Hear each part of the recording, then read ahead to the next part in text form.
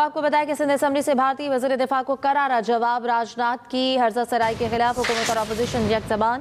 Sindh assembly میں مذمتی قرارداد منظور۔ وزیر اعلیٰ مراد علی شاہ نے کہا پاکستان نے بھارت کو عبرتناک شکست دی۔ 9 مئی کے بعد بھارت کی باخلاہٹ شروع ہوئی۔ بھارتی وزیر دفاع کا قصور نہیں، قصور اس شکست کا ہے جو اسے پاکستان سے ہوئی۔ بدترین شکست کے بعد بھارتی وزیر دفاع کا بیان کہ سیانی بلی کھمبا نوچنے والی بات ہے۔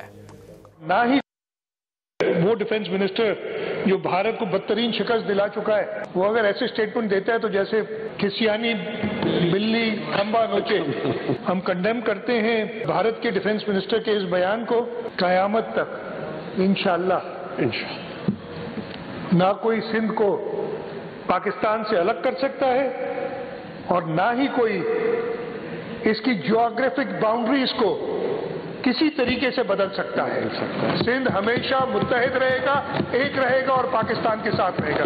Now I put this resolution to the House. Those who are for the resolutions may say aye.